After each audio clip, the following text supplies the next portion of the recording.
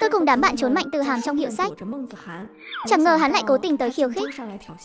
Càng bất ngờ hơn là Cố Nhất Phi đã nhìn thấu bộ mặt thật của hắn. Đến cả suất đào tạo mà hắn hãnh diện cũng hoàn toàn tan thành mây khói. Nhưng tôi vạn lần không ngờ cú sốc lớn hơn còn ở phía sau. Ngày đi nhận giấy báo trúng tuyển, tôi lại nhận được thông báo của Đại học Giang Thành, trong khi rõ ràng tôi chỉ toàn điền trường ngoại tỉnh. Sao có thể như vậy được? Linh Thần rõ ràng toàn điền trường ở tỉnh khác, sao lại bị Đại học Giang Thành nhận chứ? Cô Lý cũng sững sờ. Nếu Diệp Linh Thần không điền Đại học Giang Thành mà bây giờ lại trúng tuyển thì chỉ có thể giải thích một điều: nguyện vọng của con bé bị người ta động tay chân rồi. Tự ý sửa nguyện vọng khi chưa được thí sinh đồng ý, đây không phải là chuyện nhỏ đâu. Hay là các em nhìn nhầm tên trường rồi? Tuyệt đối không thể. Em điền nguyện vọng cùng với bọn Lăng Vân mà. Em điền trường nào em là người rõ nhất. Chắc chắn không có sai sót gì đâu. Cô ấy luôn coi việc đỗ đại học là cách để rời khỏi Giang Thành, là cơ hội duy nhất để thoát khỏi nhà họ Diệp. Nhưng giờ đây, tờ giấy báo nhập học này lại đập tan mọi hy vọng của cô ấy. Phùng Lâm Lâm thấy Diệp Linh Thần tức đến đỏ cả mặt, vành mắt cũng đỏ hoe, vừa lo lắng lại vừa xót xa. Nguyện vọng rõ ràng không điền Đại học Giang Thành, mà giấy báo trúng tuyển lại ghi là Đại học Giang Thành. Điều này chứng tỏ nguyện vọng của tôi đã bị ai đó sửa rồi. Là ai mà to gan dám đi sửa cả nguyện vọng chứ? Nguyện vọng của bọn em đều nộp chung cho thầy Mã. Thầy ấy là người trực tiếp cầm, nên chuyện này chắc chắn thầy ấy rõ nhất, và cũng là kẻ tình nghi lớn nhất. Sắc mặt cô Lý trở nên tái mét. Cô mím chặt môi, không nói lời nào. Sao thầy ấy có thể hồ đồ đến mức này? Đi sửa nguyện vọng của học sinh, chẳng lẽ thầy không biết mỗi nguyện vọng đều liên quan đến tiền đồ của học sinh sao? Lỡ như lần này Diệp Linh Thần thi không tốt, dẫn đến trượt đại học thì sao? Diệp Linh Thần, em cứ yên tâm. Nếu nguyện vọng của em bị đổi thật, nhà trường chắc chắn sẽ cho em câu trả lời. Tôi sẽ báo cáo ngay với hiệu trưởng Từ. Thầy Lý đứng trước mặt ba người, nhấc điện thoại trên bàn lên, gọi thẳng tới văn phòng hiệu trưởng. Cuộc gọi nhanh chóng được kết nối. Thầy Lý báo cáo ngắn gọn sự việc. Hiệu trưởng Từ rất coi trọng chuyện này, chỉ bảo Diệp Linh Thần tới văn phòng để ông ấy trực tiếp tìm hiểu tình hình. Em và Tiểu Trần sẽ đi cùng. Em có thể làm chứng cho cậu ấy. Nguyện vọng của cậu ấy chắc chắn không có Đại học Giang Thành. Em cũng đi nữa. Em và Phùng Lâm Lâm đều là chứng nhân vụ này. Được, ba em cùng tới văn phòng hiệu trưởng đi. Diệp Linh Thần im lặng. Thầy Lý muốn an ủi Diệp Linh Thần. Thật ra Đại học Giang Thành cũng rất tốt. Thôi thì cứ thoáng ra, đừng buồn quá. Nhưng thấy vẻ mặt đầy phẫn nộ của cô, cuối cùng thầy lại nuốt lời vào trong. Em có suy nghĩ gì cứ nói với hiệu trưởng Từ. Ông ấy là người rất công bằng, sẽ không bao che đâu. Khi Diệp Linh Thần tới văn phòng, hiệu trưởng Từ đang cầm điện thoại, lên tiếng chất vấn điều gì đó rất gay gắt. Thấy họ bước vào, hiệu trưởng Từ ra hiệu cho họ ngồi xuống. Được rồi, chuyện này tôi biết rồi. Cậu cứ xử lý như vậy đi. Tôi đã xác minh với bên viện khảo thí rồi. Thông tin họ phản hồi lại là trên tờ phiếu nguyện vọng em nộp lúc đầu, đúng là chỉ có Đại học Giang Thành. Nói cách khác là ở ngay trong nội bộ trường mình, nguyện vọng của em đã bị ai đó sửa rồi. Tôi đã liên lạc với thầy Mã phụ trách việc này. Thầy ấy đang trên đường tới trường rồi. Diệp Linh Thần gật đầu. Nếu đúng là do thầy Mã sửa, nhất định phải hỏi cho ra lẽ, phải cho mình một lời giải thích thỏa đáng và quyết định xử lý. Thầy Mã cũng sống ở khu tập thể nhà máy thép, nên tới rất nhanh. Hiệu trưởng Từ, ông gọi tôi có việc gì thế? Không lẽ là do khóa học sinh này thi tốt nên định để tôi dạy tiếp lớp cuối cấp luôn? Hay là đề cử tôi bình chọn gương điển hình? Nguyện vọng của em Diệp Linh Thần là do ông sửa đúng không? Là tôi sửa đấy. Mẹ em ấy tìm đến tôi, khóc lóc thảm thiết hết lời, nói là không muốn con mình đi học xa quá, nên tôi mới đồng ý sửa giúp bà ấy. Sao thế, em Diệp không đỗ à? Không thể nào. Thành tích của em Diệp tốt lắm, không thể nào không đỗ được. Diệp Linh Thần chỉ nhìn chằm chằm ông ta không nói lời nào. Ông ta có tư cách gì mà tùy tiện thay đổi vận mệnh người khác? Bản thân đã nỗ lực lâu như vậy, chỉ để thoát khỏi những người thân như lũ hút máu. Vậy mà giờ đây thầy Mã chỉ cần một câu nhẹ tênh đã khiến mọi nỗ lực của cô đổ sông đổ biển. Không lý nào chứ. Với điểm số của em đỗ Đại học Giang Thành là cái chắc. Cho dù khoa tài chính không được thì các chuyên ngành khác cũng được mà. Không thể nào không có trường nào nhận. Hiệu trưởng Từ nghe thấy thầy Mã thừa nhận chính ông ta đã sửa nguyện vọng, tức đến mức mặt mày tái mét. đập bàn một cái rồi hét vào mặt thầy Mã.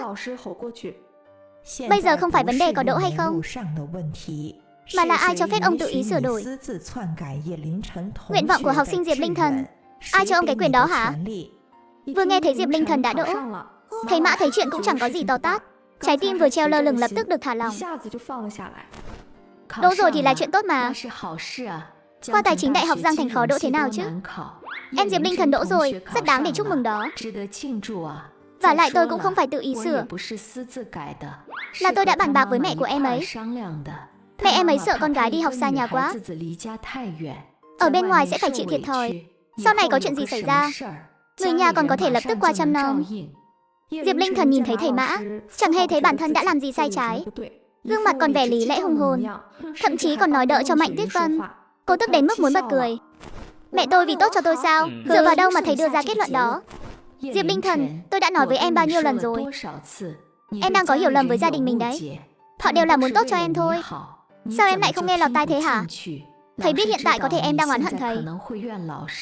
Thấy thầy không nên tự ý đổi nguyện vọng của em. Nhưng đợi đến khi em lên đại học, có thêm kiến thức rồi, em sẽ hiểu được nỗi lòng của thầy và cha mẹ. Thấy thầy Mã càng nói càng đi quá giới hạn, Thẩm Ngạn Lâm thực sự không thể nghe nổi nữa. Thầy Mã, đừng có đánh trống lảng. Chúng ta đang nói về việc đổi nguyện vọng này.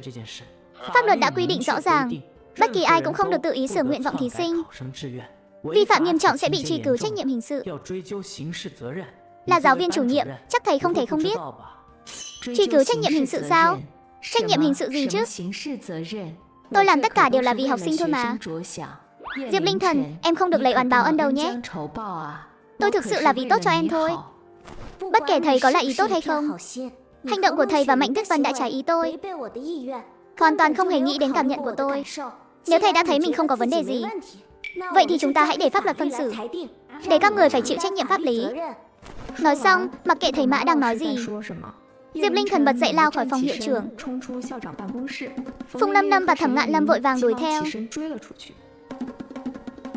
Linh Thần, cậu bình tĩnh lại đi. Đại học Giang Thành cũng đâu có tệ. Nếu cậu đồng ý học ở đó, chúng ta vẫn có thể tiếp tục làm bạn cùng lớp. Còn nếu cậu không muốn mà định thi lại, mình cũng sẽ ủng hộ cậu. Có khó khăn gì cứ tìm mình bất cứ lúc nào, mình chắc chắn sẽ giúp cậu. À, mình không thi lại đâu, nhưng chuyện này không thể cứ thế mà bỏ qua. Cô đã suy nghĩ rất kỹ rồi, dù có thi lại thêm 1 năm nữa, cô vẫn phải ở lại Giang Thành này, không thoát khỏi sự kiểm soát của Mạnh Tuyết Vân. Thay vì như vậy, chỉ bằng cứ chấp nhận kết quả trúng tuyển vào Đại học Giang Thành mà học. Nhưng cô tuyệt đối không để yên chuyện này, nhất định phải cho Mạnh Tuyết Vân một bài học, để bà ta sau này không dám đến làm phiền mình nữa. Tiểu Thần, Lâm Lâm. Nhìn thấy Cố Nhất Phi, Phùng Lâm Lâm chán ghét bĩu môi. Sao cậu lại gọi anh ta đến đây? Là tình cờ gặp trên đường thôi. Tớ còn chẳng thèm đến xỉa gì đến anh ta, là tự anh ta cứ nhất quyết đòi đi theo đấy. Sao rồi, nhận được giấy báo trúng tuyển chưa? Đều trúng tuyển nguyện vọng một hết chứ? Ái cha, Phùng Lâm Lâm thở dài, nhìn về phía Diệp Linh Thần, lắc đầu. Sao thế, có chuyện gì xảy ra à? Diệp Linh Thần, cậu nhận được giấy báo chưa? Trúng tuyển vào trường nào thế? Diệp Linh Thần, tôi nghe anh trai tôi nhắc về cậu. Anh ấy nói định kiến của tôi về cậu bấy lâu nay đều sai lầm. Vụ tranh chấp giữa cậu và Từ Hà mở tiệm sách, tôi đã chứng kiến từ đầu đến cuối. Tôi biết cậu hận Diệp gia, nhưng hiện tại Diệp gia xảy ra chuyện lớn thế này, cậu là con gái thì nên về xem qua đi. Diệp gia xảy ra chuyện lớn, bố cậu mắc sai lầm nghiêm trọng trong công việc, đã bị cách chức và sa thải rồi. Diệp gia sắp phải dọn khỏi khu tập thể rồi. Diệp Chính Hoa bị sa thải, lại có chuyện tốt như vậy sao? Thế chẳng phải Diệp gia loạn cao cao rồi à? Tôi không ngại về đó quậy thêm chút nữa đâu. Tôi đúng là có việc, cần về đó nói chuyện hẳn hoi với họ. Tiểu Thần, tớ đi cùng cậu. Tiểu Quyên, cậu hỏi anh ta đi, tớ đi cùng Tiểu Thần đây. Các cậu cẩn thận đấy nhé. Yên tâm đi, sẽ không sao đâu. Phùng Lâm Lâm đáp lời rồi đuổi theo Diệp Linh Thần. Chuyện của Diệp gia, Phùng Lâm Lâm vốn đã biết rõ, cô ấy không muốn Diệp Linh Thần phải bận lòng, nên mới không nói cho cô biết. Trên đường đến Diệp gia, Phùng Lâm Lâm đã kể chi tiết cho Diệp Linh Thần. Lần này Diệp gia gặp rắc rối không nhỏ. Kể từ khi Mạnh Tử Hàm xúi giục Mạnh Tuyết Vân dùng ly hôn để đe dọa, sau khi dùng suất đào tạo ủy thác để đe dọa, Mạnh Tuyết Vân và Mạnh Tử Hàm dọn ra khỏi nhà họ Diệp. Diệp Chính Hoa tâm lực tiều tụy, nhưng khâu kiểm tra an toàn lẽ ra phải làm lại không thực hiện nghiêm túc, nên đã xảy ra sai sót nghiêm trọng.